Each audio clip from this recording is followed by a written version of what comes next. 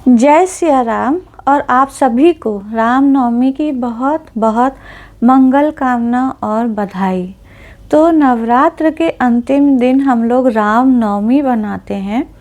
दिन के 12 बजे हम इस विश्वास से पूजा करते हैं कि इस समय भगवान का जन्म हो रहा है, उनका इस धरा धाम पर अवतार हो रहा है और हम इसको अपने तरीके से पूरी श्रद्धा से मनाते हैं, जिसमें कि हम पंचामृत के द्वारा भगवान शालिग्राम के रूप में भगवान का जन्म कराते हैं, भय प्रगट कृपाला गाते हैं, भोग लगाते हैं, आरती करते हैं, घंटा घड़ियाल शंख बजाते हैं और पीले वस्त्र या जो भी पूजा से रिलेटेड वस्त्र हैं वो पहनते हैं, कीर्तन करते हैं, नाम जप करते हैं, ध्यान करते हैं, मानस का पाठ करते हैं।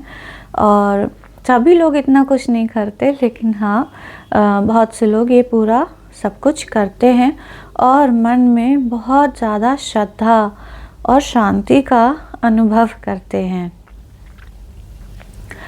किंतु इसमें एक सवाल कहीं ना कहीं मन में आना ही चाहिए, अब इतने वर्ष बीत गए हैं तो, कि क्या भगवान का अवतार हमारे जीवन में हो गया?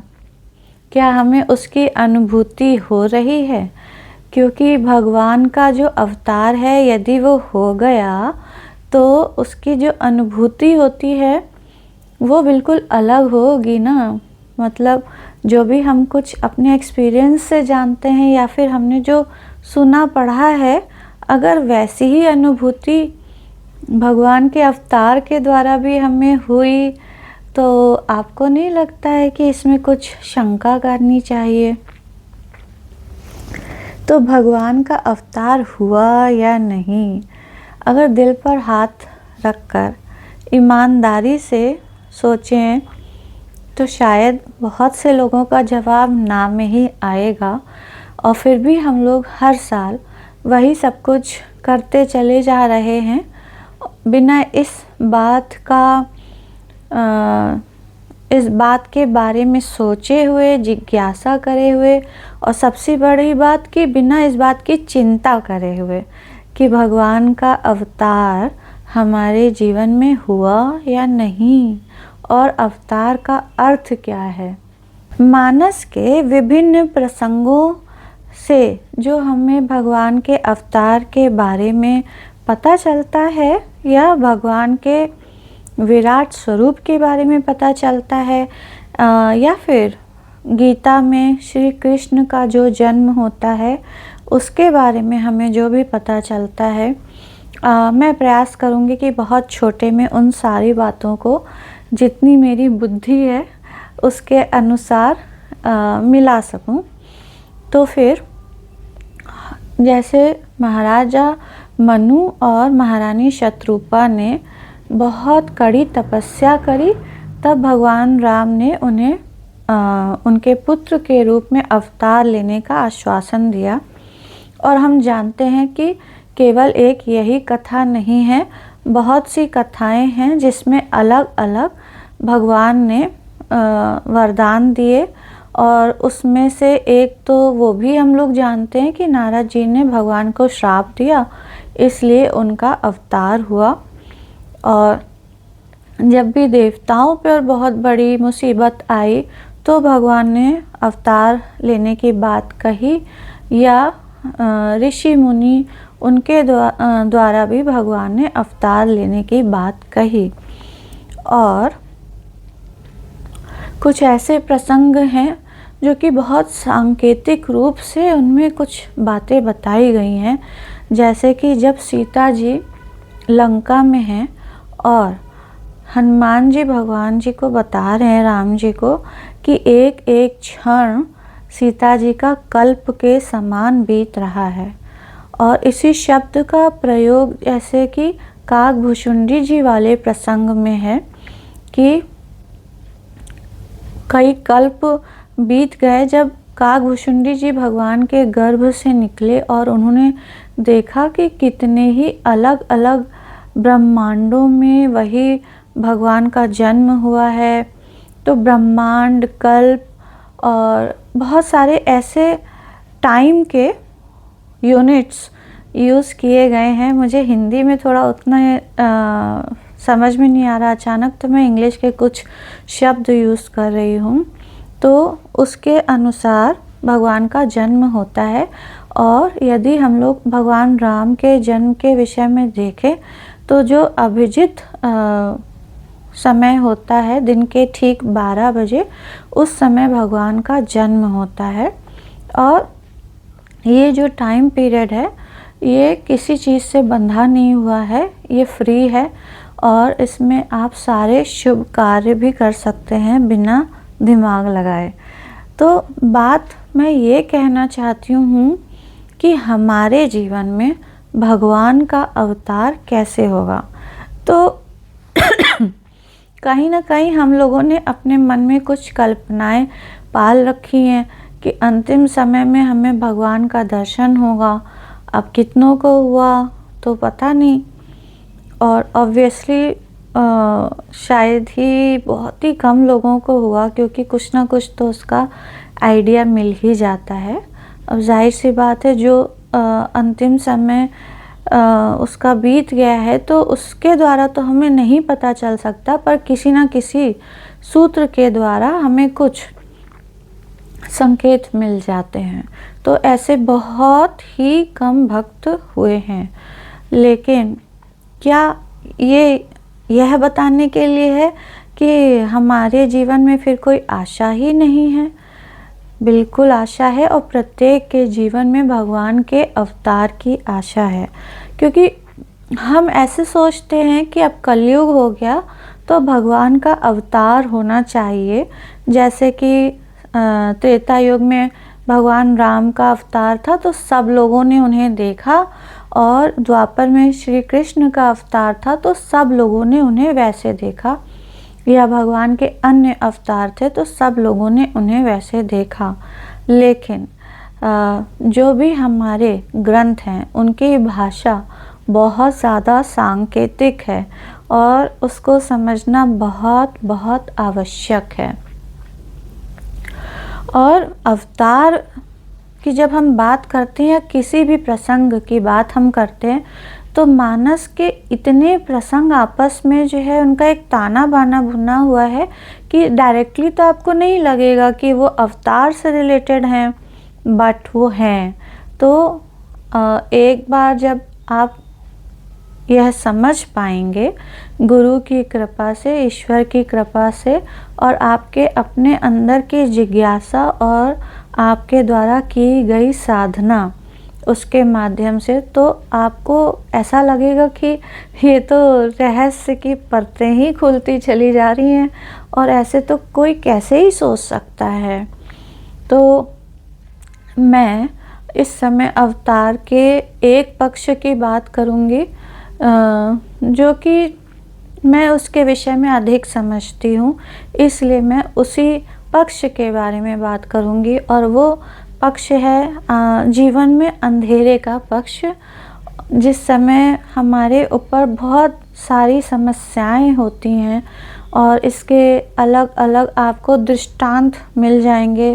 जैसे द्रौपदी जी के संदर्भ में भगवान का वस्त्रावतार हुआ, या फिर भगवान श्री कृष्ण का देवकी और वसुदेव के सामने अवतार हुआ। अब जैसे भगवान श्री राम का जो अवतार हुआ उसमें कोई ऐसा दुख या वो तो नहीं था, इसलिए मैं उस विषय में शायद उतना ना बोल पाऊँ, लेकिन कहीं ना कहीं मैं आपको अवतार का क्या कॉन्सेप्ट है उसका थोड़ा सा जितना मुझे समझ में आया वो मैं अवश्य शेयर करना चाहूँगी। तो जब जीवन में बहुत गहरा अंधेरा होता है, कठिनाइयाँ होती हैं, जब मृत्यु के अलावा कोई रास्ता समझ में नहीं आता। मैं जानती हूँ कि कल रामनवमी तो सेलिब्रेशन का समय और मैं ऐसी बातें कर रही हूँ, पर ये सबके लिए वीडियो है ही नहीं। जो लोग सच में इस विषय में बहुत सिंसियर हैं, जो कि इस जीवन को वेस्ट नहीं जाने देना चाहते हैं। ये सिर्फ उन गिने चुने व्यक्तियों के लिए है। तो हनुमान जी जब प्रभु को बताते हैं कि सीता जी का एक एक क्षण कल्प के समान बीत रहा है, और हम लोग ये बताते हैं, सुनते हैं कि प्रत्येक कल्प में भगवान का अवतार हुआ, तो हम लोग कहीं ना कहीं गणना करने लग जाते हैं कि एक कल्प कितना बड़ा हुआ। ब्रह्मा जी की आयु से रिलेट करते हैं उसको, और बहुत से गणित में हम लोग फंस जाते हैं। पर अगर मैं बिल्कुल सिंपल शब्दों में बताऊं, बिल्कुल सिंपल शब्दों में, जो कि आपको हजम करना मुश्किल होगा, लेकिन यही सत्य है, और इसका सूत्र वही हनुमान जी की बात में है कि हमारा जो ये प्रत्येक क्षण बीत रहा है, यही एक्चुअली कल्प है।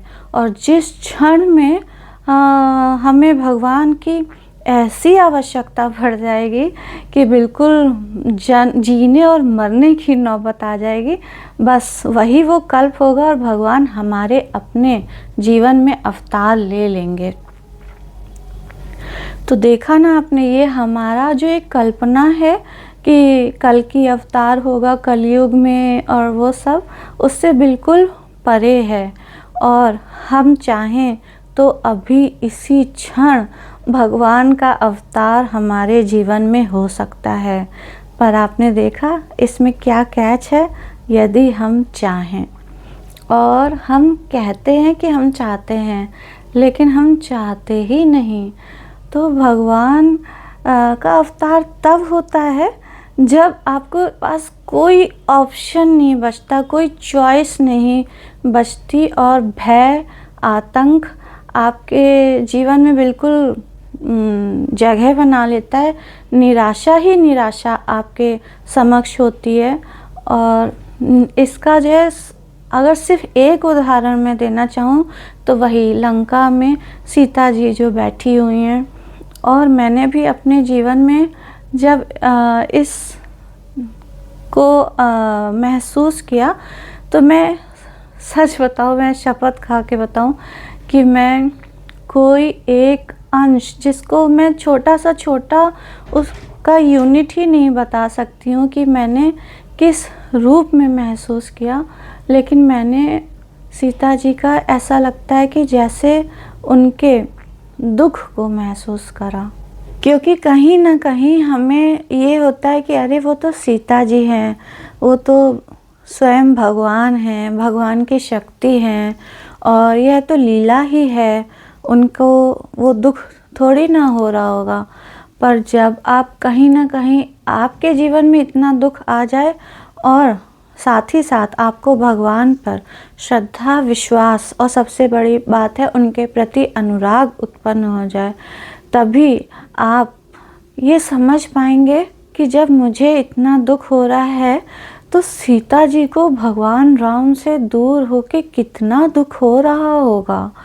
और यदि आप देखें तो सीता जी को किसी प्रकार कोई आशा दिखाई नहीं दे रही थी, और वह कितने अधिक दुख और निराशा का क्षण था जब हनुमान जी ने मुद्रिका डाली।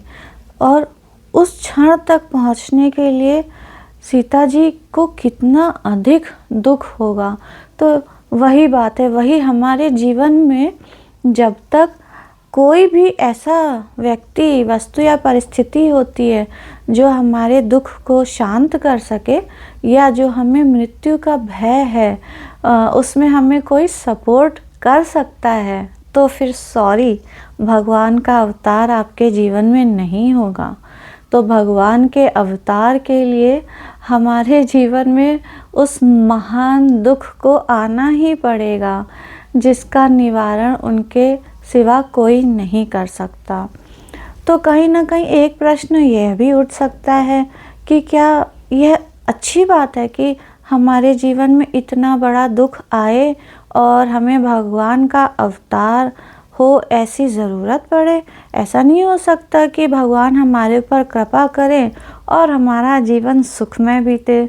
तो फिर बात वही है जो कि बताई गई कि एक्चुअली में हमारा जो जीवन है वो दुखमय ही है, लेकिन हम उस दुख को देख ही नहीं पा रहे हैं, क्योंकि वही बात है कि हम मोह की निद्रा में हैं।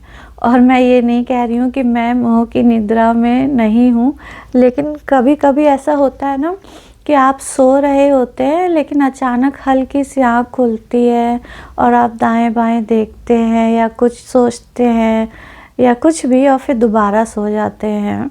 तो बस मैं ये कह सकती हूँ कि हाँ, मेरी वो हल्की सी कुछ नैनो सेकेंड्स के लिए आँख खुली तो मुझे थोड़ा बहुत दिखाई दिया।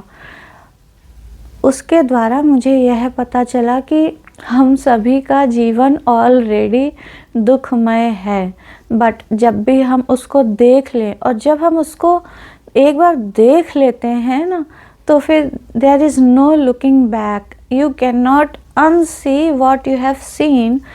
अर्थात कि जो आप एक बार देख चुके हैं, आप ऐसा नहीं हो सकता कि आप उसे अब कहें कि मैंने नहीं देखा। अगर आपके रूम में कोई चीज़ रखी है और आपने वो देख ली है, तो आप कितनी आंखें बंद करें, दाएं बाएं देखें, टीवी देखने लग जाएं, किताब पढ़ने लग जाएं, लेकिन आपने अब उसको देख लिया है। तो उसी प्रकार जब हम थोड़ा सा भी अपने जीवन के उस दुख को देख लेते हैं और उससे भी अधिक हम ये समझ लेते हैं कि अब कोई चारा नहीं है, भगवान के अलावा मेरी कोई मदद नहीं कर सकता, जब वो व्याकुलता होती है, जब आर पार की स्थिति आ जाती है, उसी क्षण भगवान का जीवन में अवतार हो जाता है। पर ये एक लंबी प्रक्रिया भी हो सकती है और ये एक क्षण की बात भी हो सकती है। लंबी प्रक्रिया में भी वो क्षण ही आता है और ऐसे भी वो क्षण ही आता है। इसको आप ऐसे समझ लीजिए, जो महाराज जी ने कथा में बताया कि गरुड़ जी भी जो है हज़ारों लाखों साल तक आसमान में उड़ते रहे, तब उन्होंने ये डिक्लेयर करा कि आसमान का कोई और छोर नहीं है। और एक नन्हा सा मच्छर वो कुछ ही मिनटों में यह डिक्लेयर कर देता है कि आसमान का कोई और छोर नहीं है। तो आप कई वर्षों या कई जन्मों तक भी चाहें तो यही सब में उलझ के रह सकते हैं, और आप चाहें तो अभी इसी क्षण आपको ये समझ में आ जाएगा कि सच्चाई क्या है। और फिर जो आपके अंदर दारुण दुख उठेगा तो आपको बस कुछ और सुझाई नहीं देगा कि बस आपके मन से, आत्मा से, हर जगह से एक यही चीत्कार निकलेगी कि हे प्रभु दर्शन दीजिए। और ये सब सुनने में जो इतना सिंपल सा लग रहा है, ये सिंपल हो भी सकता है और नहीं भी।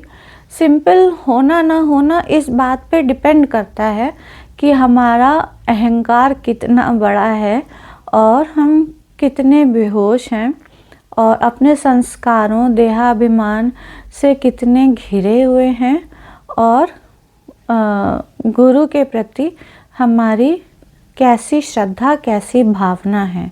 तो ये सब बहुत महत्व रखता है।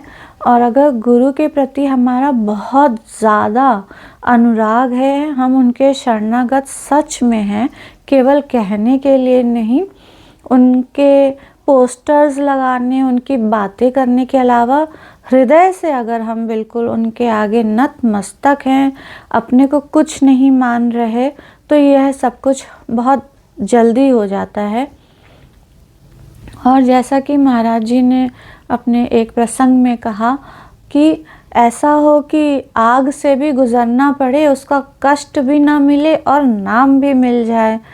तो वही बात है कि जब आप ऐसे हो जाएंगे बिल्कुल, तो भगवान का अवतार होगा और वो आपको ऐसा संभाल लेंगे कि ऐसा नहीं है कि जीवन में उसके बाद कष्ट नहीं होंगे, बल्कि कष्ट बढ़ते चले जाएंगे, क्योंकि तभी आपका अंतिम जन्म होगा ना, तो फिर कष्ट बढ़ते ही चले जाएंगे।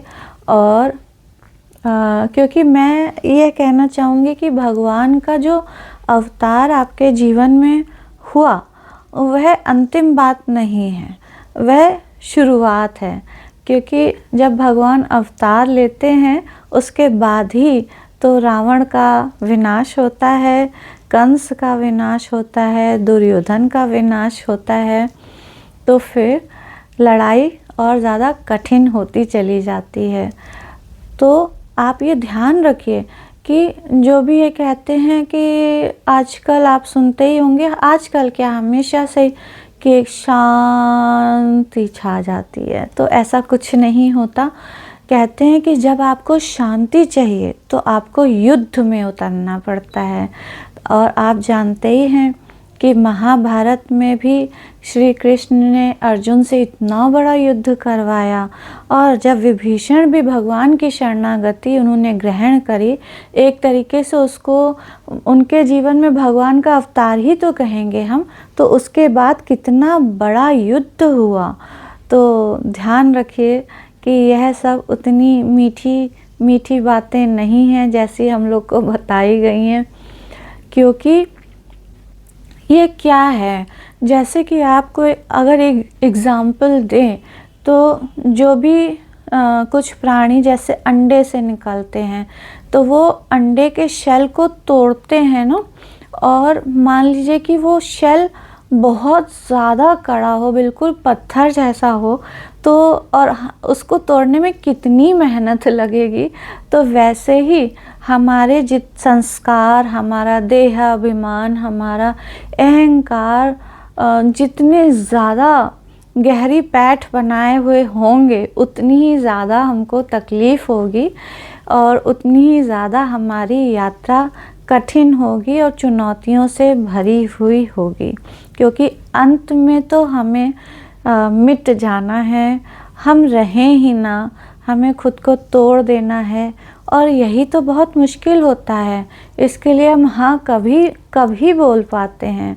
हम मीठी मीठी बातें कर सकते हैं कि जो है उन्हीं का है, और जहाँ ले चलोगे वहीं मैं चलूँगा, सीताराम सीताराम कहिए, बट असली ज़िंदगी में एक्चुअली हमारे हाथ में ही नहीं है कि हम इसको एकदम से छोड़ दें। इसके लिए अगर ये हमारे हाथ में होता तो गुरु की क्या आवश्यकता थी, गुरु प्रदत्त मंत्र की क्या आवश्यकता थी, कथा की क्या आवश्यकता थी, धाम की क्या आवश्यकता थी, कितनी चीज़ें, उनकी कोई आवश्यकता ही नहीं थी। तो एक यह साधना हमें इसलिए करनी होती है कि इस साधना के द्वारा हम भगवान को नहीं प्राप्त करते, इस साधना के द्वारा हम वो सारे रोड़े हटाने का काम करते हैं जो कि हमारे ही अंदर हैं। तो एक तरीके से ये हमारा हमसे ही युद्ध होता है, और जब हम इस युद्ध में पूरी तरह हार जाते हैं, जी हाँ, जीतते नहीं हैं, हार जाते हैं, बिल्कुल हार जाते हैं और कुछ समझ में नहीं आता, उसी क्षण भगवान का अवतार हमारे जीवन में होता है। और इस अवतार के लिए कौन तैयार है? कोई नहीं। तो इसलिए ये अवतार बहुत ही कम लोगों के जीवन में होता है। भगवान तो हमेशा से तैयार हैं। यदि आप आज इसी क्षण उस स्थिति में आ जाएं तो इसी क्षण भगवान का अवतार आपके जीवन में हो जाएगा। क्योंकि जितने भी प्रसंग हैं आप सुन लीजिए उसमें कि ये नहीं कहते कि भगवान का अवतार का अर्थ है वो कहीं से आए, बल्कि ये कहते हैं कि वो प्रकट हुए। तो भगवान को तो सिर्फ प्रकट होना है, आप अपने प्रेम की अग्नि जलाइए तो भगवान प्रकट हो जाएंगे, उनका आपके जीवन में अवतार हो जाएगा। लेकिन सच में दिल पे हाथ रख के पूछिए तो क्या हमें इस अवतार से डर नहीं लगता कि हमारे जीवन में जो भी सुख सुविधा है, रिश्ते नाते हैं और वो सब है, सब छूट जाएंगे। अब वो छूटेंगे या नहीं छूटेंगे इसका जवाब मैं अपने एक वीडियो में, पिछले वीडियो में दे चुकी हूँ, जिसका शीर्षक है कि क्या भगवान जिस पर विशेष कृपा करते हैं क्या वो उसका सर्वस्व हरण कर लेते हैं। उसमें आपको इसका उत्तर अवश्य मिल जाएगा। तो हम अपने जीवन में प्रभु का अवतार चाहते हैं या नहीं? क्योंकि ध्यान रखिए कि जो सारे एग्जिस्टेंस का स्वामी है वो आपसे प्रेम बहुत करता है, इसलिए वो चाहता है कि उसका अवतार आपके जीवन में हो। बट ऐसा नहीं है कि वो आपकी इच्छा के बिना ऐसा कर देंगे। तो आपको अपनी इच्छा तो जतानी ही पड़ेगी, और यह आसान यात्रा नहीं है, क्योंकि आप ये समझिए कि हमारा मकसद ये थोड़ी ना है कि भगवान का अवतार हो जाए तो हम अपने जीवन में जैसे जी रहे थे वैसे ही जिएं, और जो सुख शांति हमको मिल जाए, मौज से रहें, इसलिए तो है नहीं। हमारा जीवन तो इसलिए कि हम जो कुछ समझते हैं कि ये सत्य है अपने बारे में, अपनों के बारे में, संसार के बारे में, उसको टूटना है। तो टूटने में सुख थोड़ी ना होगा, टूटने में तो कष्ट होता है, लेकिन सुख केवल एक चीज़ का होता है, ये सोच के कि जो तोड़ रहा है वो हमारा कौन है। तो टूटना कोई नहीं चाहता, कोई इस तरफ एक भी कदम आगे बढ़ाना नहीं चाहता। तो अवतार कैसे होगा? तो चलिए फिर वही भोग, आरती, कीर्तन और जप, मानस का पाठ, वह प्रगट कृपाला दीन दयाला, देखते हैं कब हमारे जीवन में भगवान का अवतरण होता है। और ये मान लीजिए कि ये सब कुछ जो हम करते हैं उसमें कोई गलती नहीं है, वह तो परफेक्ट है। वो तो आपको एक पाथ दिया गया है जिसके द्वारा आप प्राप्त कर सकते हैं। बट वही बात है ना कि आपको किसी मार्ग पर चलना हो और आप पट्टी बांध के या तो चलें तो फिर आप क्या ही वहाँ पहुँचेंगे। या फिर जैसे मैं चित्रकूट गई थी तो मैंने देखा परिक्रमा जो चित्रकूट में है कामदगिरी जी की, तो उसमें एक साइड मार्केट है और एक साइड जाली लगी है, वो कामदगिरी जी का दर्शन है। तो फिर आप चल रहे हैं अवश्य उस परिक्रमा में, लेकिन आप मार्केट की तरफ देखते हुए अगर जा रहे हैं तो आपकी परिक्रमा भी पूरी हो जाएगी, लेकिन आप रहेंगे ठन गोपाली। हालांकि ठन गोपाल में भी गोपाल जी साथ रहते हैं, लेकिन ऐसी परिक्रमा में तो आप समझ ही सकते हैं। तो ये हंसी की बात है नहीं, हंसी की तरीके से मैंने बताया, बट आपको दुख होना चाहिए और आपको इस विषय में अवश्य सोचना चाहिए कि ये जीवन मुझे किस लिए मिला था और मैं रामनवमी क्यों मना रहा हूँ। आज पहली बार कुछ तो सोचिए कि मैं ये रामनवमी क्यों मना रहा हूँ। जय सिया राम। बोलिए सद्गुरुदेव भगवान की जय। सद्गुरुदेव भगवान अमर हैं। जय जय श्री सीताराम।